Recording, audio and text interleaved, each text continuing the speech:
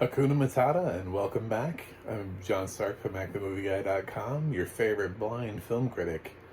And today, we're going to talk about how on June 15th, 1994, the world learned that all things are connected in the great circle of life.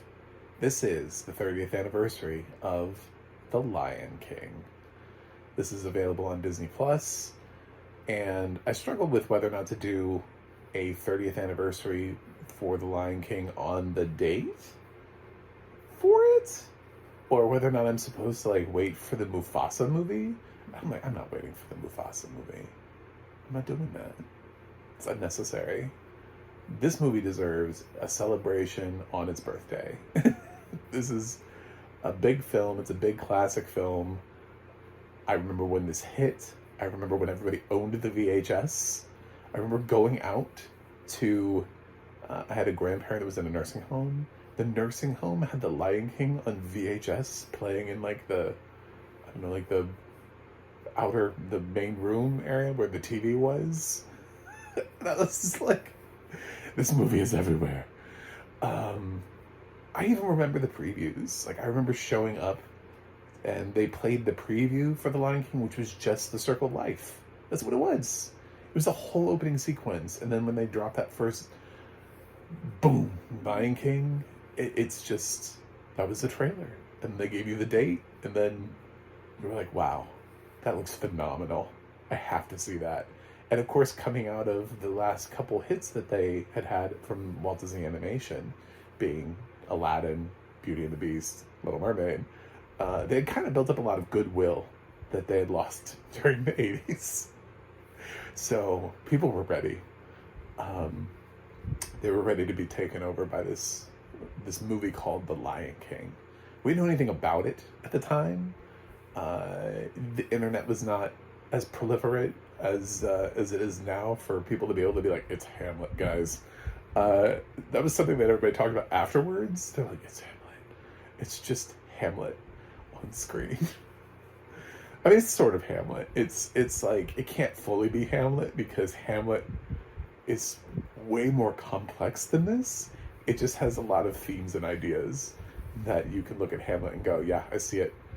But this is 90 minutes, and Hamlet's as we've seen through the multiple film adaptations, ungodly long. If you let Kenneth Branagh adapt anything, he'll make it longer than Shakespeare intended it for it to be.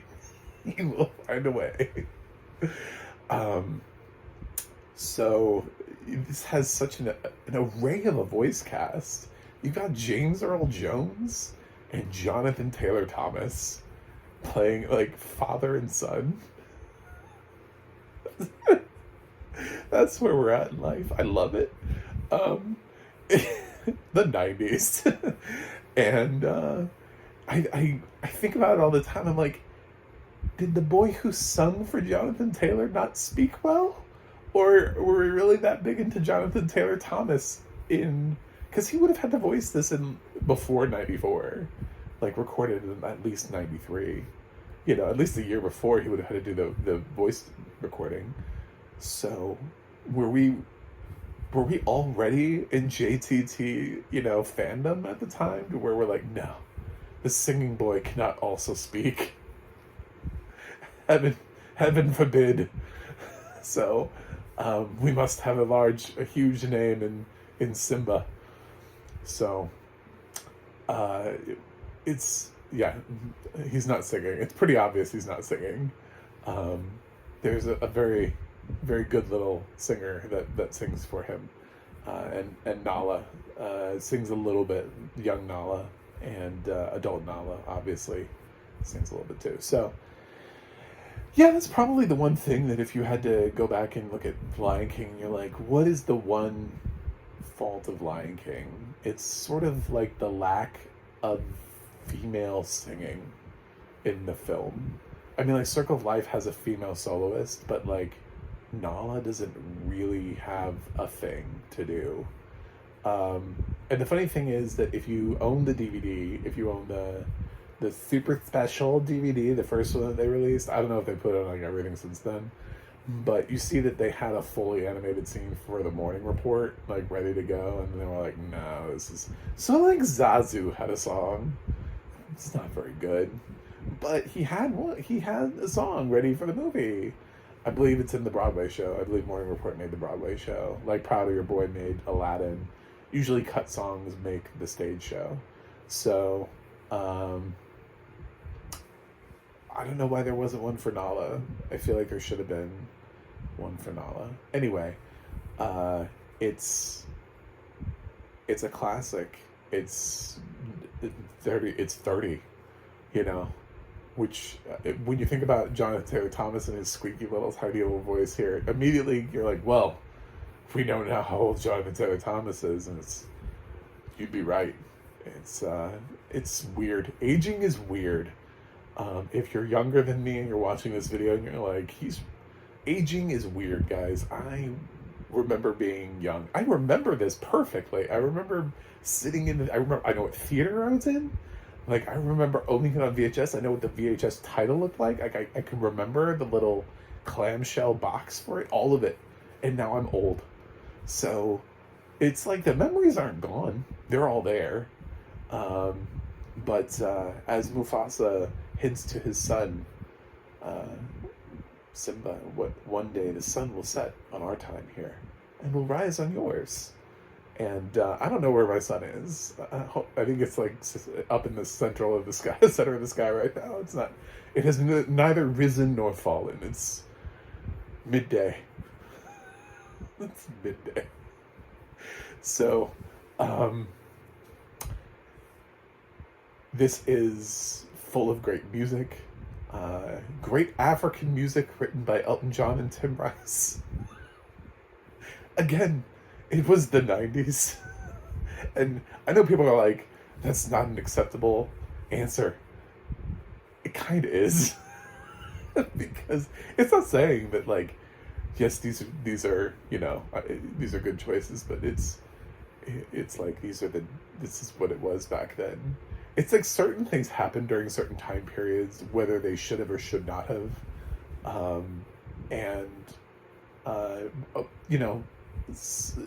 You go all the way back to the days and you're like, what was the 1930s? And it's like, well, it's okay, so there were only like certain things were available in the 1930s, technology-wise, and, we hadn't even invented like a fridge. So, we had ice boxes where you could get a giant cube of ice delivered to you.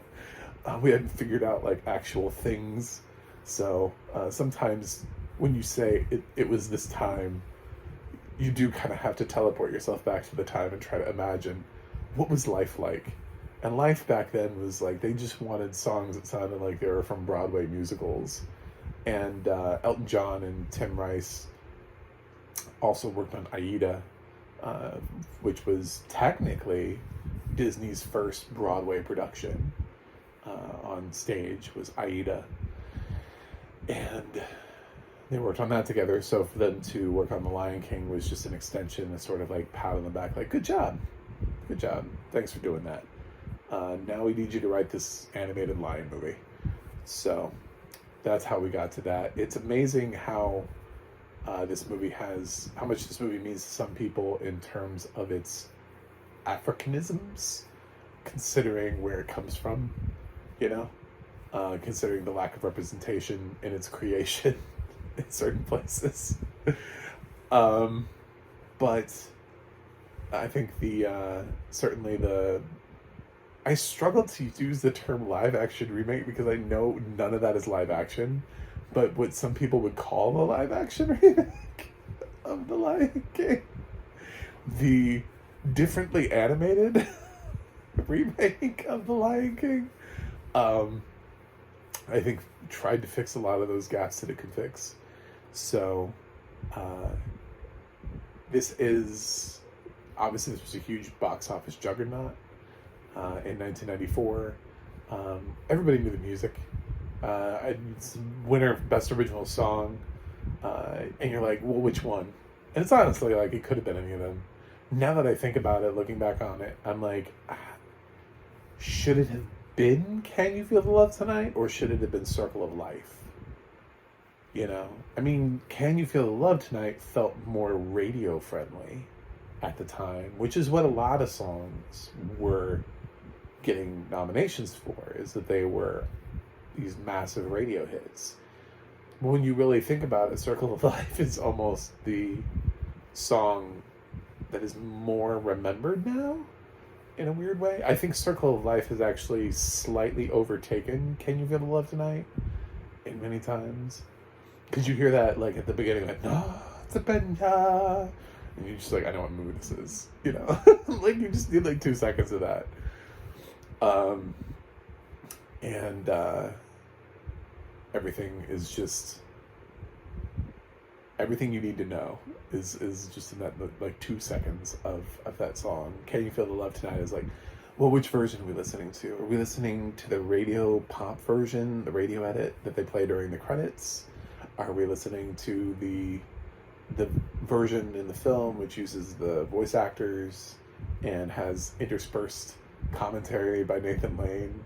You know, they'll fall in love, and here's the bottom line: our trio's down to 2.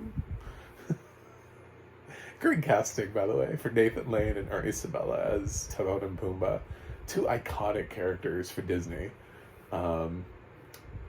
And again, it's because of the voice acting. It's because the right people were chosen. Just like with Robin Williams and Genie. You put the right person in the part. Or, you know, I gotta say, Iago. You know, Gilbert Gottfried and Iago. That's perfect casting.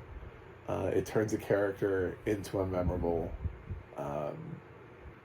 fixture for Disney to be able to use throughout things. So Timon and Pumbaa were everywhere. They had their own spin-off show. They had basically Lion King 1.5 is theirs. I should say also that this film has spin-off sequels.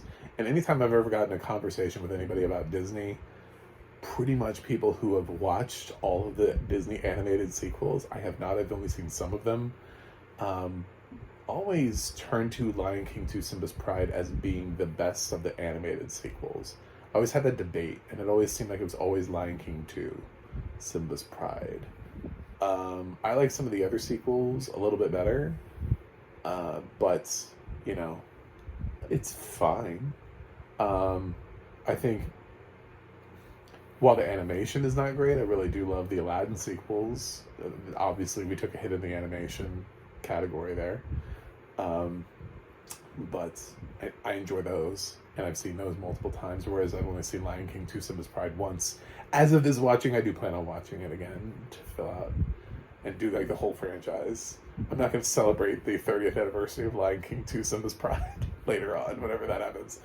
So, yeah, but this is such an iconic classic. This is one of those things where it's like, I don't even really know what to say except to speak about it personally and just gush over it as a fan. Like, I've been a fan of this forever.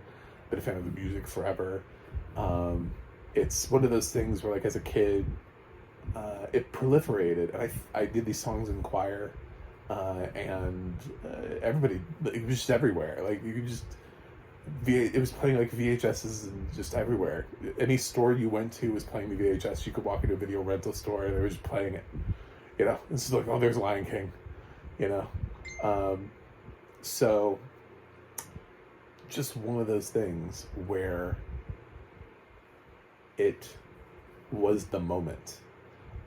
I fully believe that if we had had 10 nominees back then, it would have been at least another Best Picture nominee for Disney. I don't know if the like second, third. I don't know if, depending on how far back you go with the expansion of 10. If you do it like for fun, if you just keep going back year for year for year, if you get to 1994 and expand to 10 nominees, I think it gets in. I think the box office, the music, the score, I think everything at that point puts Lion King, coming just a few years out of Beauty and the Beast, getting a 1 of 5 nominations. I think Lion King would have easily gotten 1 of 10. Even though it's not quite as critically adored, it was definitely 1994's like fan favorite. You know, like I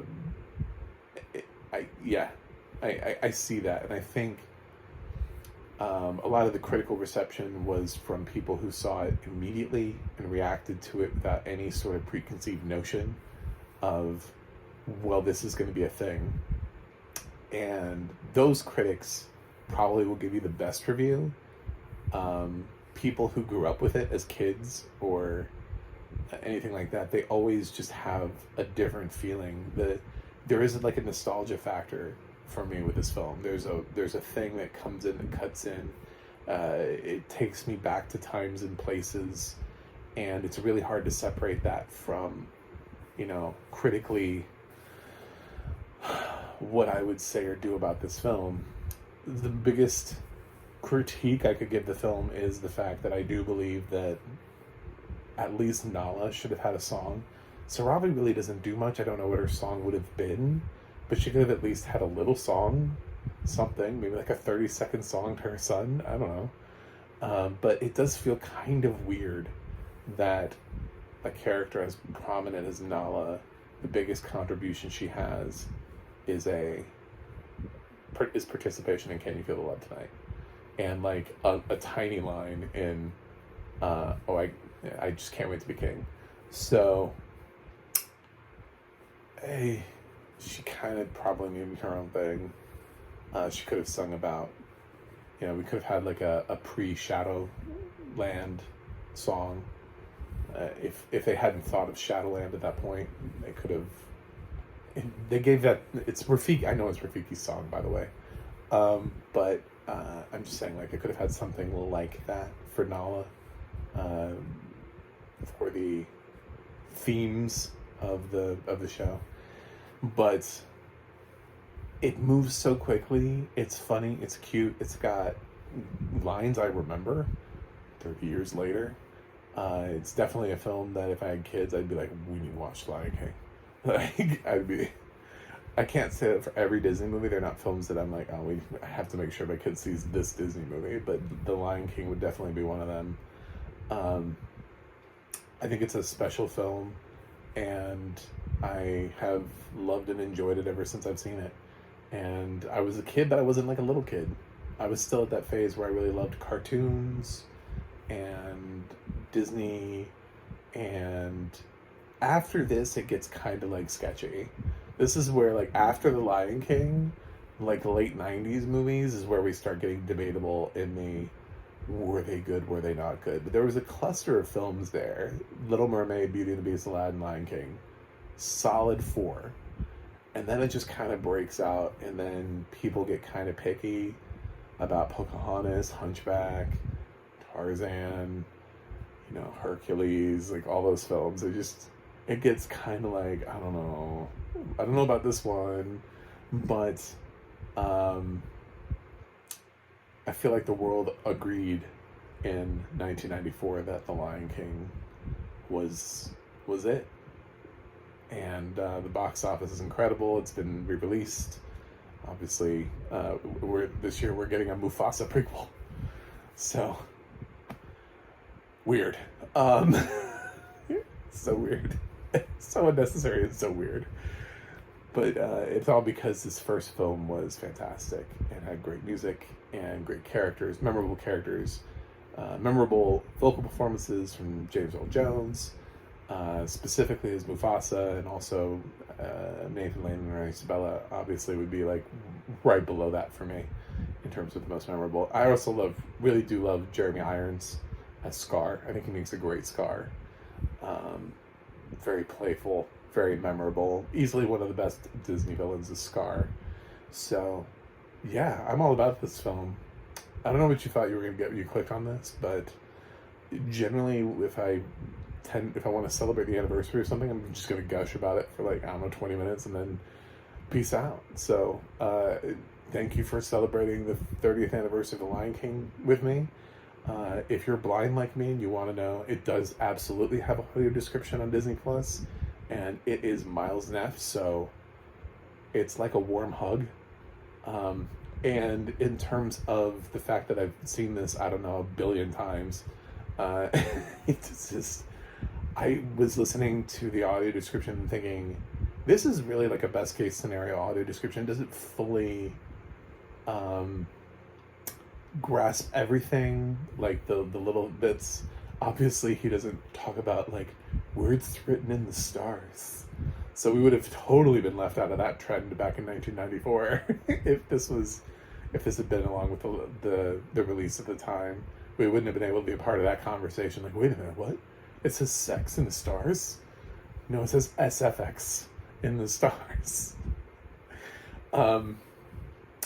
So, yeah, it's the wildebeest stampede is particularly stunning visually, but it is because it was like an early sort of experimentation for Disney into computer animation. So it broke the mold with their traditional hand-drawn cell animation.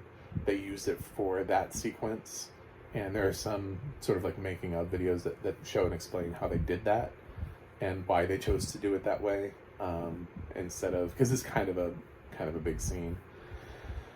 But